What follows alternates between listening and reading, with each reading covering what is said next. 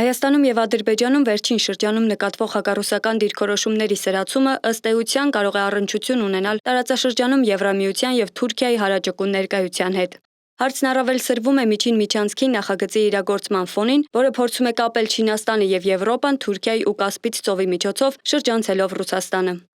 Խոսքը միայն միջին միջանցքի մասին չէ, բոլոր տրանսպորտային ուղիների մասին է։ Հայաստանը հայտարարում է, որ պատրաստ է բացել բոլոր տրանսպորտային ուղիները, պատրաստ է ճանապարհ տրամադրել Ադրբեջանին եւ Նախիջևանին իրար հետ կապելու համար, պատրաստ է մեծ Թուրանի համար, այսպես ասենք, ճանապարհ տրամադրել եւ այլն։ Այսինքն այստեղ խոսքը չի գնում միայն մեկ պրոյեկտի մասին, այս պրոյեկտները շատ մեծ են, շատ տարբեր են եւ շատ ծավալուն են։ Այնպես որ խոսքը պետք չի կենտրոնացնել միայն այդ միջին միջանցքի վրա, պետք է հասկանալ, որ խոսքը գնում բոլոր կոմունիկացիաների մասին, որտեղ չի կարող ինչ-որ միջանցք, ինչ-որ մի բան բացվի, մի ճանապարհ բացվի, մի միջանցք բացվի, մյուսը չբացվի, կիսաշրջափակված մնա Հայաստանը եւ այլն։ Այսինքն խնդիրը շատ ավելի գլոբալ է պետք դիտել։ Հայաստանի առաջարկած խաղաղության խաչմերուկ նախաձեռնությունը միտված է հենց տրանսպորտային հաղորդակցությունների ապաշրջափակմանը առանց գերիշխող կողմերի, առանց հատուկ արտոնությունների որևէ պետության համար։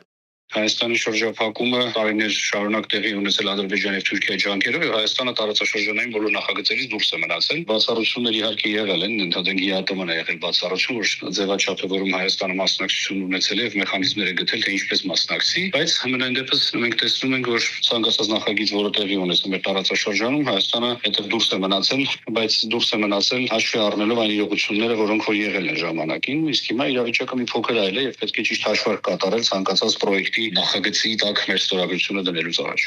Սակայն նույն տարածաշրջանում Թուրքիան եւ Ադրբեջանը ակտիվորեն առաջ են մղում այսպես կոչված Զանգեզուրի միջանցքը, որը ենթադրում է Ադրբեջանի արևմտյան շրջանները Նախիջևանին եւ Թուրքիային կապող ուղի Հայաստանի հարավով։ Նաև մենք տեսնում ենք Թուրքիայի աճող ազդեցությունը մեր տարածաշրջանում հաշվի առնելով հիմնական մրցակիցների թուլացումը, այսինքն Ռուսաստանի եւ Իրանի թուլացումը, ազդեցության թուլացումը հարավային Կովկասում, այնպես որ սա բավականին sense բազմաշերտ եւ տարատեսակ շահերի բախման, այսպես ասենք, մի տարածաշրջան է, որտեղ ամեն ինչ շատ արագ է փոխվում պայմանավորված գլոբալ աշխարհակահաղական ցնցումներով եւ փոփոխություններով։ Միջազգային նախաձեռնությունները եւ տրանսպորտային նախագծերը վաղուց դուրս են միայն տնտեսական շրջանակներից։ Դրանք դարձել են աշխարհակաղակական գործիքներ, ներգրավելով Եվրամիությանը, Ռուսաստանին, Թուրքիային, Իրանին եւ Չինաստանին։ Եվրամիությունը մասնավորապես վերջին 1 տարում ակտիվացրել է իր ներգրավվածությունը նպատակ ունենալով ձևավորել վստահելի ու անվտանգ ճանապարհներ դեպի Կովկաս եւ այնտեղից դեպի Կենտրոնական Ասիա։ Հիմա Թուրքիան հնարավորություն ունի մեր տարածաշրջանում ավելի ազդեցիկ խաղացող դառնալ եւ կարծում եմ այդ շանսից փորձելի օգտվել։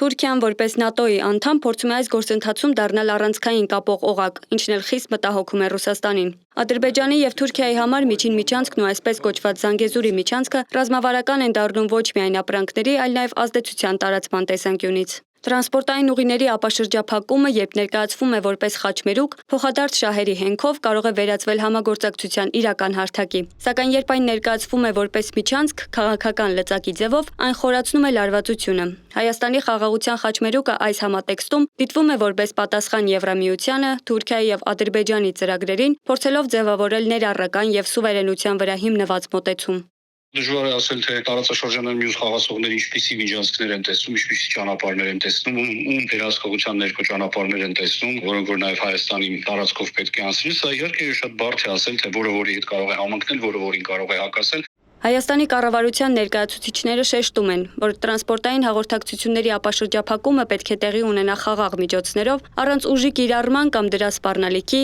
ինքնիշխանության խախտման եւ միջազգային իրավունքի նորմերի շրջանցման։ Հակառակ պարագայում ցանկացած միջանցքային մոտեցում կարող է ոչ թե կապող, այլ բաժանարար գծի դեր խաղալ, դառնալով նոր լարվածությունների աղբյուր։ Դիանա Կարապետյան, Մոնիկա Հայրոյան, Open Media։